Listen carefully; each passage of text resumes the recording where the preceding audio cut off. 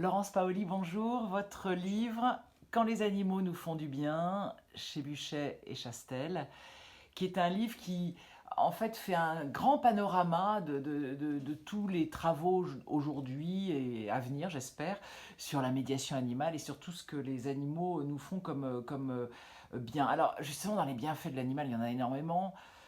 J'aurais envie de commencer par un des plus jolis, c'est l'amour. Ouais, l'amour, l'animal apporte dans tous les mots témoignages, parce que j'ai interviewé beaucoup de gens, hein, et puis on le voit autour de nous, on le voit même par expérience personnelle, l'animal apporte un amour a priori indéfectible, qui nous fait un bien fou, quoi. Voilà, En fait, enfin, il comble un vide affectif, finalement.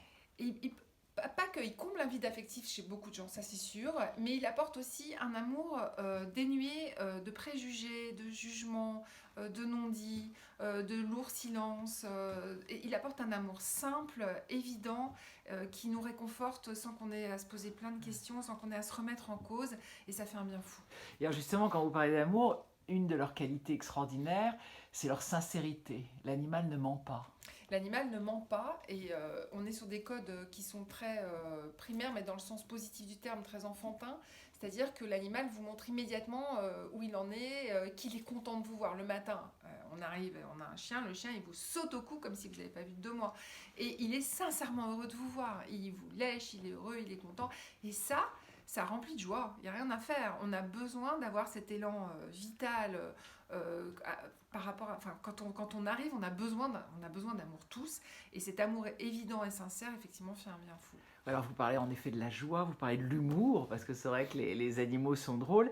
Et en effet, quand on parle de sincérité, vous dites qu'il n'y a pas de mensonge chez l'animal, mais il n'y a pas de non-dit aussi. C'est une spécificité humaine, les C'est non-dits. une spécificité humaine, c'est-à-dire que même avec nos proches, et surtout avec nos proches, je dirais, qui nous aiment le plus, nos parents, nos enfants, nos amis, nos conjoints, etc., il y a quand même tout le temps, ou souvent, des choses qui ne sont pas exprimées.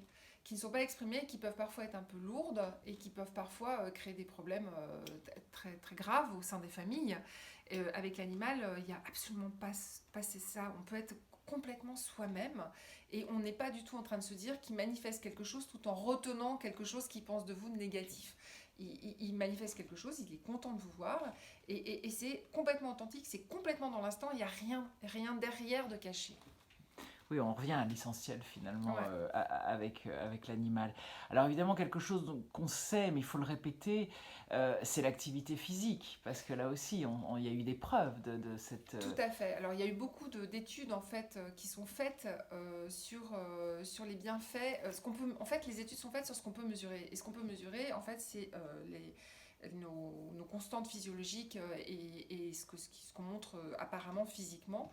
Et on sait maintenant que l'activité physique avec un animal, un chien par excellence ou un cheval lorsqu'on fait de l'équitation, vous apporte énormément et fait baisser les risques d'AVC, les risques de rechute de crise cardiaque, vous permet de faire du sport.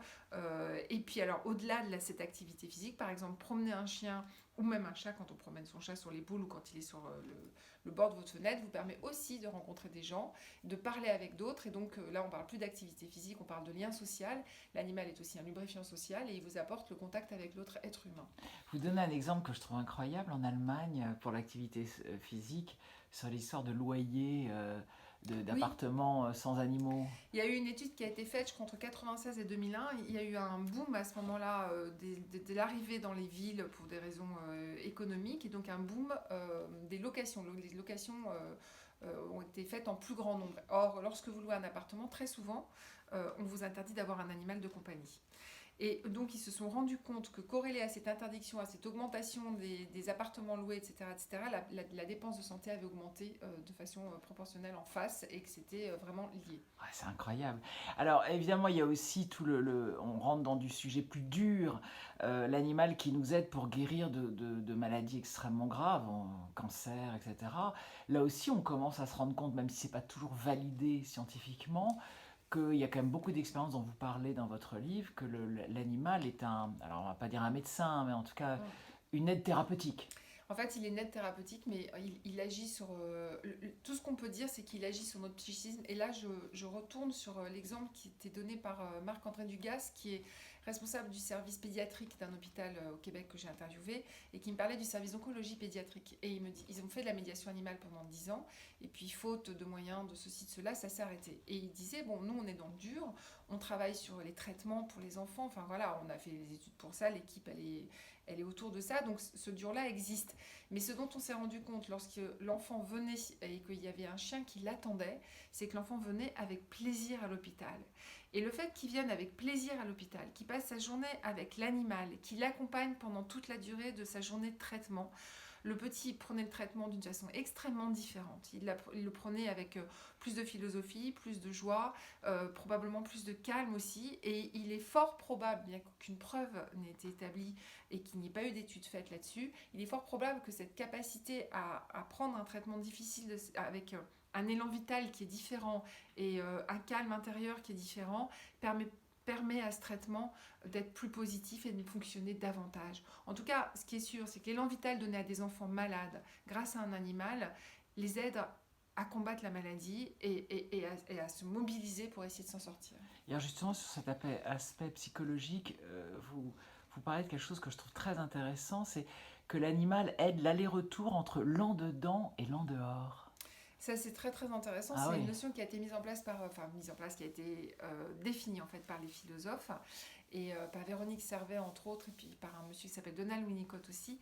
En fait, ce qu'ils expliquent, c'est que ça, c'est passionnant. Qu'en fait, que lorsqu'il y a un humain et un animal qui se mettent ensemble et qui établissent un lien, en fait, il se crée un espace, ce qu'ils appellent l'espace intermédiaire au milieu, qui est ni humain ni animal, qui est un espace qui leur est propre, dans lequel leurs deux altérités rentrent en contact et créent quelque chose de tout à fait particulier qui est ce lien incroyable qui va se créer entre deux espèces différentes qui se font du bien et qui s'apportent quelque chose. C'est passionnant. Ouais, Merci. avec plaisir.